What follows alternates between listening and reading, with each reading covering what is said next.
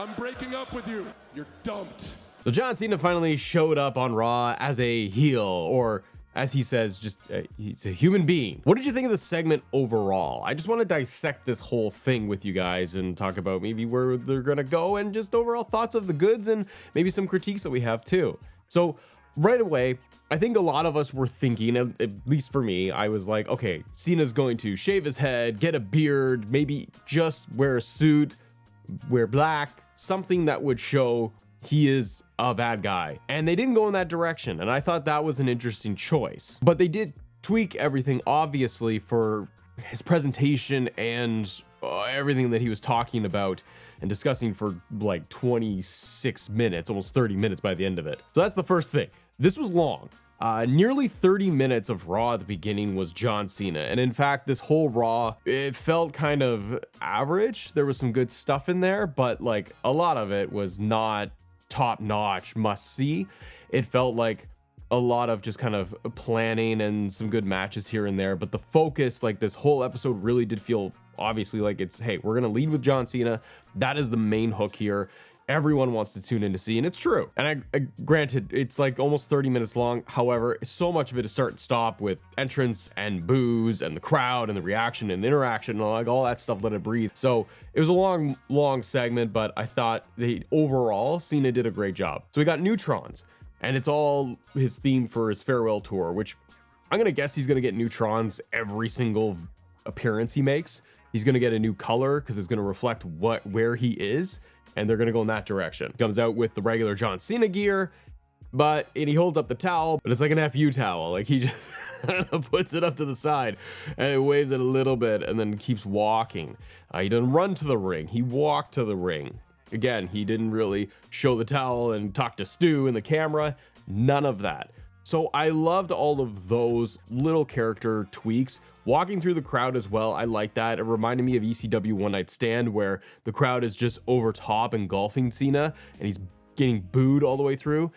Kind of makes me hope that he does win the title and beats Cody. We'll talk about that in a bit, but I hope he does kind of beat Cody so I can get that scene again where Cena is holding up the title as a heel above his head with his head down.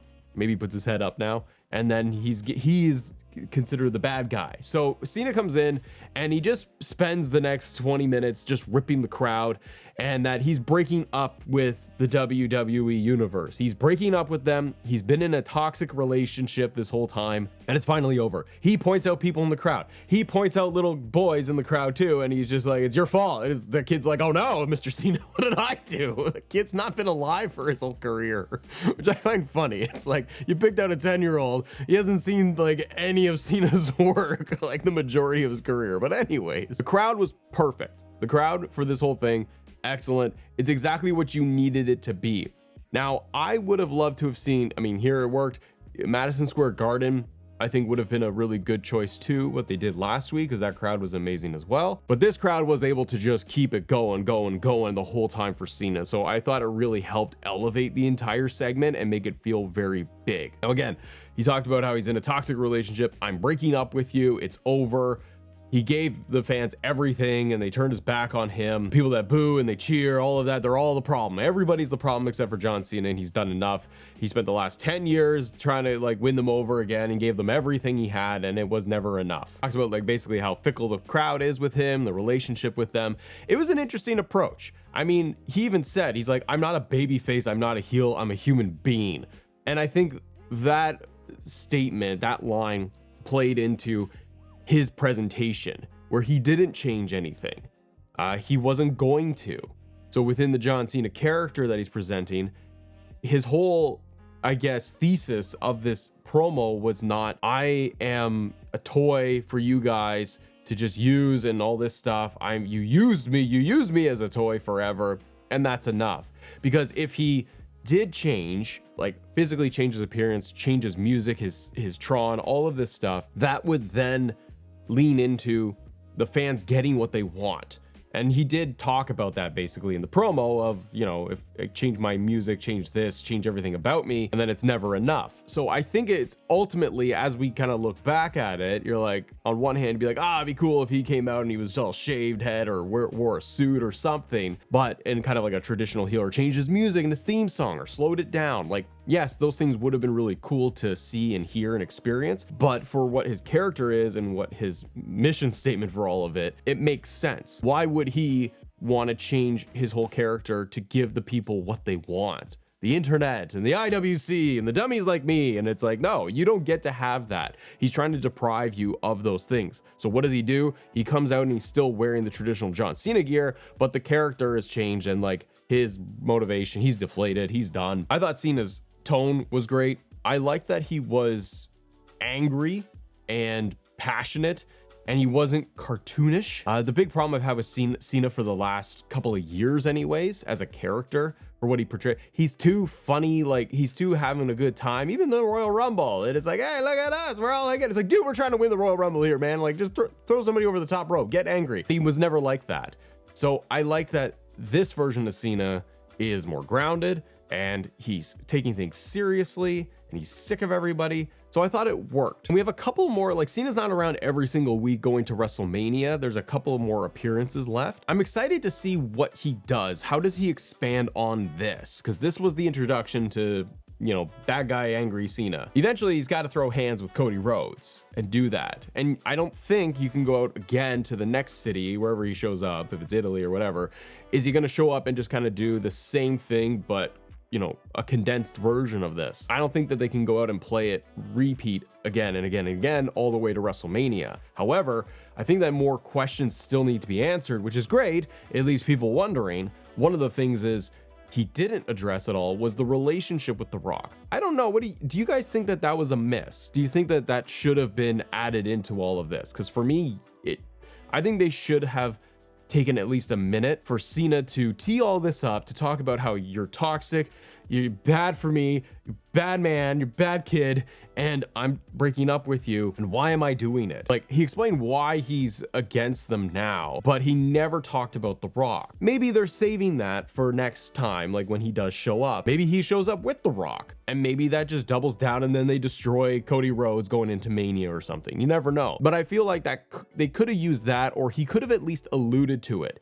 He destroyed Cody Rhodes with Travis Scott, who just smacked the crap out of Cody, and you had The Rock, but he didn't mention them whatsoever. I think it could have helped, maybe even more, to at least talk about it and be like, you know, not I did it for The Rock, you know, I had to align myself with the one person who gets it, where they've turned their back on The Rock and all of this. You know what I mean? Like, they could have done something where maybe even teased or touched on it a little bit. But again, they might just save it for next time and then be like, okay, that's the moment they're gonna have Cena come out and do all of this. So the other piece was then the crowd is just like crapping on Cena left and right, and then Cody's music hits and he does this. Not this whiny bitch. So yes, Mr. Cena is apparently a little whiny biatch. Now, leading up to Cena's reveal as a heel and a bad guy, angry man, angry Cena, we've had the Cody promos for, I want to say 3 weeks or 3 shows or something, but we've had Cody multiple weeks in a row do the same exact thing.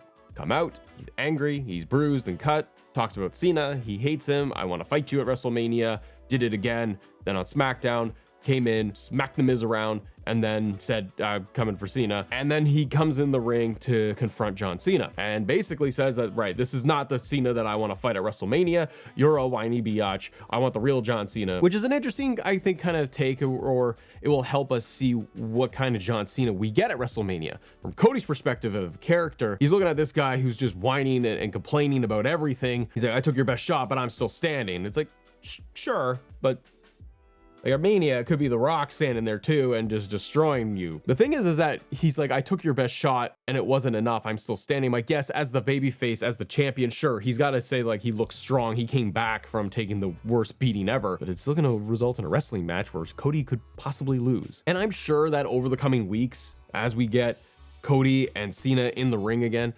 they're probably going to throw hands at some point. Like, they're probably just saving that for maybe the go home for WrestleMania, and you're going to get the big pull apart. Do you think that they should have done that now? Do you think that it should have, with Cody coming out, do you think it should have resulted in them throwing hands, or at least the tease of it? From where I'm sitting, I feel like you could have used Cody coming out. He could have said what he said, and then maybe the two of them just get nose to nose, push, and then Adam Pearce and security come out and they pull these guys away, and Cody then just exits up the ramp like they did, and then Cena does his exit like he did. I feel like it could have used a little bit more of that, because Cody, he got destroyed at the Chamber in that whole moment. Every week he's shown up and he's been fuming and angry about Mr. Cena and all the things he did. How dare he?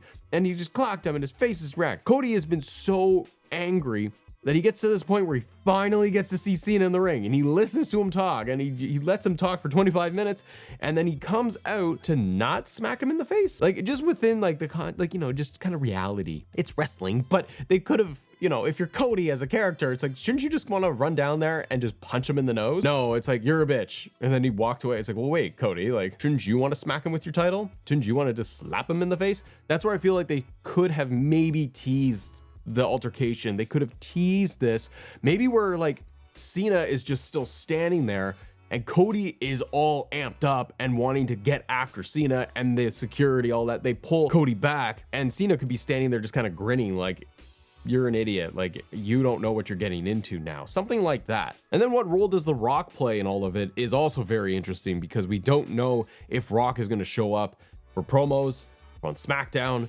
Is he going to show up at WrestleMania and be in John Cena's corner?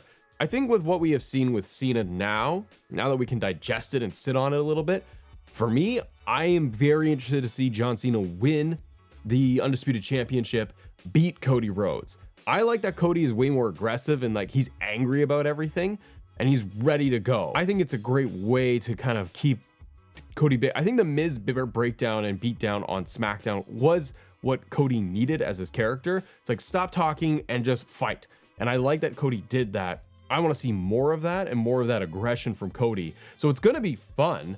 It's how does it end? And I hope that it is going to end with Cena winning, because he doesn't have to hold the title for long. And I don't want to see Cena. I don't imagine Cena will just turn to a babyface and, revert his character back after WrestleMania or 3 months after. I think we could see a really fun, compelling heel turn or character shift from Cena for the next 6 months, leading to his final like matches and moments in retirement. The other cool thing is that if Cena wins, you open up the doors for so many different feuds. And I believe Backlash after WrestleMania, I gotta fast forward now, but Backlash, I believe, is in St. Louis. So could you do Randy Orton versus John Cena? Or a promo there like they did with Elimination Chamber? Just have the champion John Cena come out and he addresses Randy Orton. Maybe Orton is gonna set up for a match. Like, there's a lot of feuds they can do coming out of this, where you do have a Cody rematch, you have Randy Orton, you could do CM Punk. WWE just moves people from brand to brand, like it don't matter anymore. Tons of feuds and people, and Roman Reigns, like there's tons of feuds and options out there. But I thought the segment did really well. Still a few little things that, maybe they could have adjusted. It might have been cool. And again, it's just, let's play it out and see where it all lands. I think it would have been cool if they did something like a Rock Cody from last year, with like going out in the beatdown in the rain. Maybe not to the fullest extent, but I think it would have been kind of a cool moment if they bookend Raw with the Cena promo and then Cody is exiting the building, or they just find Cody laying in a pool of blood outside by his trailer. And that could really help build things and keep Cody kind of fighting from underneath against this version of Cena. But yeah, there's a lot of stuff. I really liked it. We've never had John Cena do this. We've seen, if you follow John Cena from the time he was Prototype, and then you got Thuganomics, who's a heel, and then he transferred over to like a permanent babyface. That's the memory that most people, or a lot of people, have, is just the standard jorts wearing John Cena babyface. Lol, Cena wins everything. So for a lot of people, this is their first exposure to John Cena like running down the crowd and really doing it like he's never done it that hard. And I think that was great. So I think that you've got a lot of really compelling pieces in here, and really interesting to see where they go with it at WrestleMania. What did you guys think? Let me know in the comments below. Subscribe to the channel, hit the like button if you can. And we got this video right here. I'm going a little NWO style right here. If you want to talk more WWE topics, have a great day. See ya.